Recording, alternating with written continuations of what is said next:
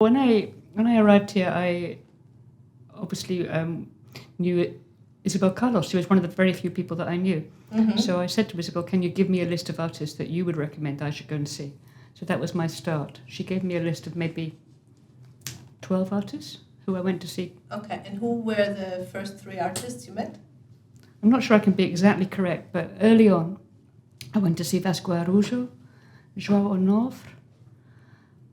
On the list, obviously, were Julia Sarmento and Pedro Cabita-Reis, but it took a bit longer to get to see them.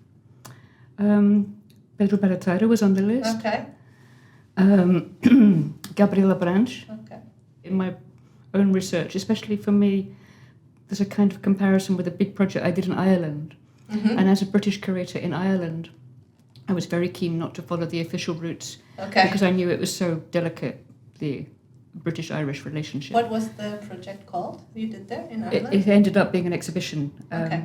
but I decided immediately not to go to the formal organisations for recommendations, but to ask artists to recommend other artists. I ended up visiting about 60 studios in Ireland because I wanted to make sure that I'd done my research properly. I imagine, though, in the end, your project will be most useful for future researchers. Yes. I think to look back in a generation's time at what you found it now will be amazing. People often describe it's the cliche of Portuguese art, but when I came in 2015, people said you're going to find 2 camps, and there's going to be the people on the Julia Sarmento side and the people on the Pedro Cabita-Reis side. And maybe that was still just about true in 2015. I think now that's completely gone. So there's been quite a quick change, I think. And that's the old generation. I think it's past now. It was interesting, just now I went to that exhibition in the Cisterna Gallery, looking back at those photographs of all the artists in the 80s. And you have a very strong sense of how everyone knew everybody. Yeah, and how of course, friendly it was very small. Yes. I think that the big contrast for me after London was that it was uncommercial, and there's not much money involved in the Portuguese art scene. Mm-hmm. In comparison to London, that's very noticeable and refreshing and nice. I mean, I liked it. In London, it was so much about money and investment and collectors buying things for investment, often going straight into their storage. Here I find it more inventive, more... Also more suffered. I think a lot of things happen, but they happen with a very small budget. But it's not. People might think that you need money to make things happen, but I think Portugal shows that that's not true. Some artists are here because Portugal helps their production. Other artists, in fact, they still only sell outside Portugal because their prices are higher than in the Portuguese galleries, so they can't be involved commercially in Portugal. But they're here because for political reasons or for economic reasons.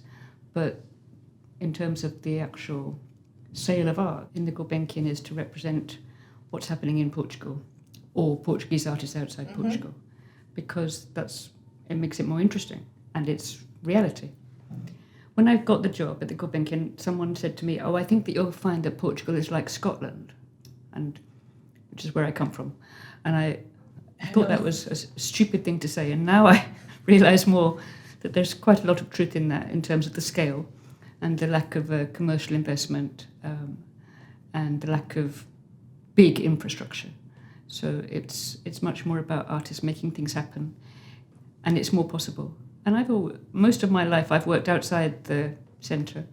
I've worked mostly in North England rather than in London, and I do agree that you can be more experimental. I know that it's not so easy. If you're an artist, you still want to sell. Of course. And you want to sell at a decent price. So it's easy for me to say, it's also interesting and lots of things are happening, but that's not enough for an artist. Make it more professional as a whole, because the modern collection began in a haphazard, ad hoc way, essentially as acts of charity, because the Gulbenkian was buying works from people they thought were worthy, who had scholarships, or very often there were political connections and people would give things because they were getting old or they were leaving their house, or can you take these sculptures? So far too many things came in for the wrong reasons, because it wasn't a real collection. In the beginning there was no building and there was no director and there was no curator and no proper acquisition strategy. So I've just tried to introduce kind of more international norms into how do we understand a collection, but also to think about what is a modern collection, because in fact the collection begins properly in the post-war, I would say post-war, you wouldn't say post-war in Portugal, that's something else I've learned, 50s and 60s We had no onwards. war, yeah. But in fact, we ought to have works from the earlier 20th century. To buy works from the early 20th century is strangely difficult in Portugal because there are almost no galleries, which represent the 1910s, 20s, 30s. And then to understand properly what the collection is, and then to understand properly what it isn't, to map the lacunas, and to think We're about... back to the map. Yes, and to look retrospectively, but also look at the period now, what's happening now. And contemporaneity. And there's been a lot to do with geography also in our strategy, because we've been looking a lot at artists who had come from Mozambique and Angola, who strangely enough are not properly catalogued in the collection, but whose works are there, but who've never been fully understood as Portuguese artists. So that's a big aspect of our work now. And the whole movement of decolonising the collection is something, in fact, which surprisingly we can be part of too in the Gulbenkian Modern Collection. We can think about, well, what is it to be a Portuguese artist? And why is it that an artist who was born in Mozambique doesn't get into the register of the Modern Collection? It's bound up with the whole idea of trying to make a proper museum, to show the Modern Collection in permanence, to keep it up to date, to rotate it, and to try and bring people to come and see the museum, because there's no culture of that. People go to see changing exhibitions, but not to go and see a museum. And that's what I'd like to try and achieve with the Modern Collection. That is very challenging, especially because lots of people didn't approve of the conjunction of the two collections, because they want to see more changing exhibitions. So it's a challenge to try and make the collection better, to get people and the Gulbenkian itself to take it more seriously, and to have enough money to keep it changing so it's fresh. Whereas in fact foreign visitors often find the Portuguese collection more interesting because it's more particular. Talk about the politics of the country in the 20th century, which most foreigners have no idea about, and to be more honest about the history, to talk about the Stagnov and about the censorship and so on. Some of these things we've put on show, mainly using material from the library because the collection doesn't represent it, have been really useful not just for tourists but for Portuguese people themselves.